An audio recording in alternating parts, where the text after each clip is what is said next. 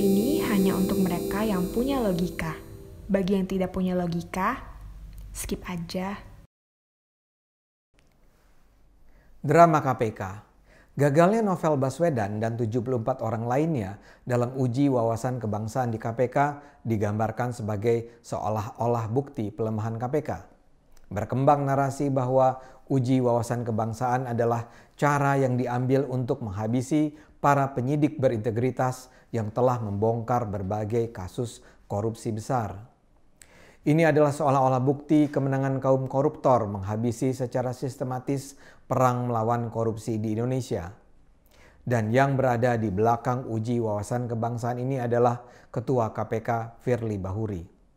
Buat saya ini semua adalah tuduhan yang mengada-ada. Ini kan adalah ujian biasa saat sebuah lembaga menilai kapasitas, kualitas, integritas karyawan yang bekerja di dalam lembaga itu.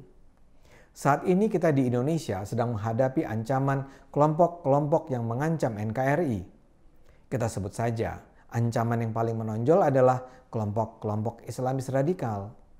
Yang jadi masalah bukan cuma kaum teroris atau geng-geng preman berjubah ala FPI atau pengusung khalifah seperti HTI.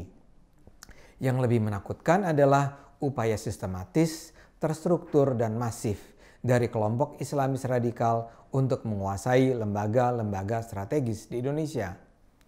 Mereka berusaha menguasai lembaga-lembaga pemerintahan, universitas, sekolah, kementerian, BUMN, kepolisian, TNI, dan termasuk tentu saja KPK.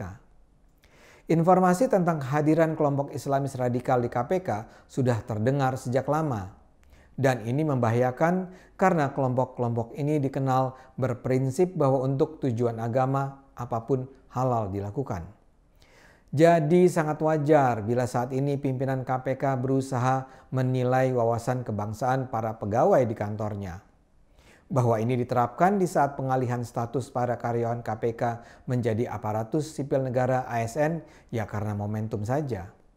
Tapi berlebihan sekali kalau dikatakan adanya ketentuan dalam revisi Undang-Undang KPK yang menjadikan status kekaryawanan penyidik KPK menjadi ASN adalah bagian dari upaya sistematis terencana untuk menghabisi KPK. Penting untuk dicatat bahwa yang dinyatakan tidak lulus uji wawasan kebangsaan itu hanya persentase kecil saja. Yang ikut tes 1.351 orang dan yang dianggap tidak memenuhi syarat hanya 75 orang. Artinya cuma 5% yang tidak lulus. Celakanya yang tidak lulus ini berusaha membangun kisah drama tragis untuk menjelaskan mengapa mereka tidak lulus. Jadi narasinya bukanlah mereka tidak lulus karena dinilai tidak memiliki wawasan kebangsaan yang cukup, tapi mereka tidak lulus karena berintegritas. Yang lulus tidak berintegritas, yang tidak lulus berintegritas. Saya memang tidak tahu persis apa isi sesungguhnya uji tersebut. Tapi dari apa yang bisa kita dengar dari pengakuan peserta dan pemberitaan media, isi ujiannya sangat masuk akal. Ujian itu terbagi dalam dua bagian. Bagian pertama adalah semacam uji psikologis dengan pengukuran skala Likert. Jadi setiap orang diminta menilai sebuah kalimat yang diajukan penguji dan si peserta harus memberi penilaian dari sangat setuju, setuju, netral, tidak setuju, dan sangat tidak setuju. Dari jawaban si peserta ujian, penguji bisa memperkirakan kecenderungan psikologis orang itu ke arah mana. Beberapa contoh pertanyaan yang diajukan adalah, penista agama harus dihukum mati.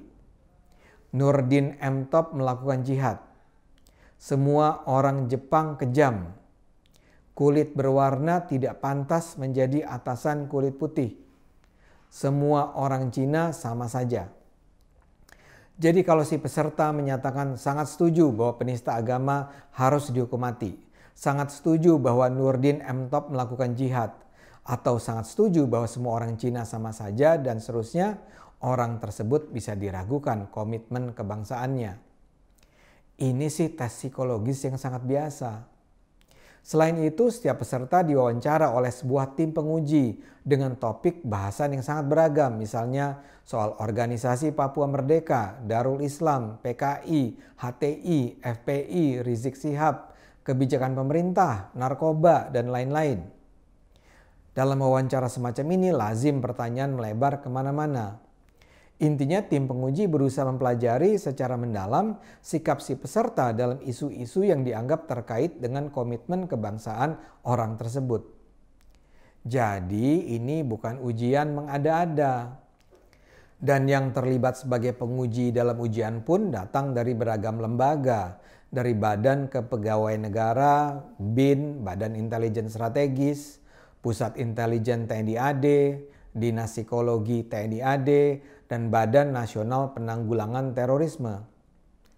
Dalam kondisi di mana ada ancaman real Islamis radikal, ujian komitmen kebangsaan pegawai KPK adalah pilihan yang justru sangat tepat. Menurut saya ujian serupa seharusnya dilakukan di banyak lembaga strategis lain, termasuk di Universitas Indonesia, di kampus di mana saya mengajar. Jadi Novel dan 74 orang lainnya sangat mungkin memang memberikan jawaban yang dianggap menunjukkan rendahnya komitmen kebangsaan mereka. Masalahnya kemudian menyebar cerita-cerita yang seolah menunjukkan bahwa isi ujian tersebut dirancang sedemikian rupa untuk menghabisi Novel dan kawan-kawan. Novel sendiri di media menuduh bahwa ada permainan di belakang ujian tersebut karena yang dinyatakan tidak lulus adalah orang-orang yang berintegritas dan berkemampuan baik. Novel bahkan mengungkapkan sebagian isi wawancara. Menurut Novel, dia misalnya ditanya soal adanya orang-orang KPK yang liar, yang tidak terkendali oleh pimpinan dan yang bertindak sendiri-sendiri. Sekedar catatan, cerita ini sih sebenarnya sudah lama saya dengar. Jadi sudah lama tersiar informasi bahwa ada pegawai-pegawai KPK yang menggunakan data yang terkumpul di lembaganya untuk memeras orang-orang yang diduga terlibat dalam aksi korupsi. Informasi itu tentu saja belum tentu benar, namun itu adalah sebuah isu valid untuk ditanya dalam sesi wawancara tersebut. Tapi alih-alih menjawab, Novel malah menguliahi para penguji. Kata Novel, saya kutip ya, "Saya sudah dengar itu sejak lama, tapi Anda sebagai pewawancara mengapa termakan isu itu? Coba Anda suruh informan Anda untuk mengkonstruksikan tindakan yang liar begitu. Coba gambarkan tindakannya apa. Harus konkret. Coba konstruksikan. Saya pastikan Anda gagal. Kenapa? Karena itu hoax." Terlihat betapa arogannya Novel. Kalau itu pertanyaan sampai diangkat oleh tim wawancara dari beragam lembaga terhormat yang tentu saja sudah memperoleh informasi mendalam tentang kondisi KPK, itu pasti bukan pertanyaan yang hanya mengandalkan hoax. Tapi alih-alih menjawab dan mempertimbangkan bahwa kemungkinan itu sebenarnya ada, Novel malah menyerang si pewawancara. Novel juga bicara kepada media bahwa dia tidak lulus karena dalam wawancara dia memang mengkritik kebijakan-kebijakan pemerintah yang merugikan masyarakat seperti Undang-Undang KPK, Undang-Undang Omnibus Law, atau Undang-Undang Minerba. Novel lantas menyimpulkan sendiri bahwa dia mungkin dinilai tidak berintegritas karena mengkritik pemerintah. Begitu juga di media menyebar berita bahwa dalam wawancara ada peserta yang mengaku ditanya apakah dia membaca doa kunut dalam sholat. Kemudian ada pula pertanyaan, Islamnya Islam apa? Atau pertanyaan, apa sikap peserta kalau anaknya nikah beda agama?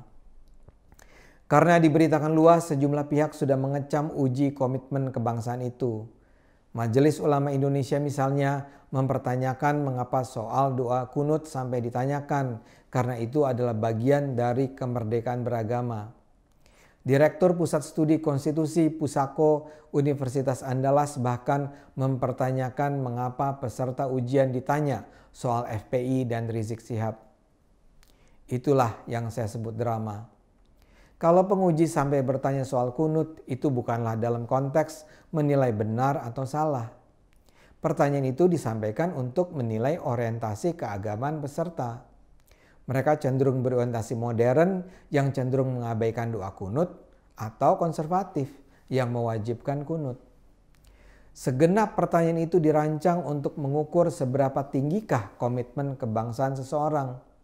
sama sekali nggak ada hubungannya dengan memperlemah KPK. Kok bisa-bisanya novel mengabarkan bahwa yang tidak lulus adalah orang-orang berintegritas? Tapi pada akhirnya kita maklumi sajalah kemarahan novel dan kawan-kawan. Petualangan novel dan kawan-kawannya di KPK sudah akan berakhir.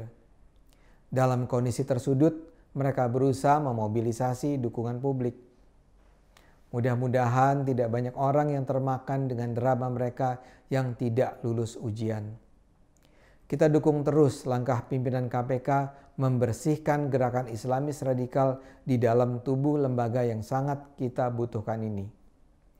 Mari kita terus dukung KPK dengan menggunakan akal sehat. Karena hanya dengan akal sehat, negara ini akan selamat.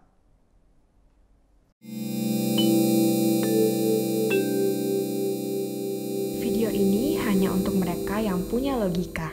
Bagi yang tidak punya logika, skip aja.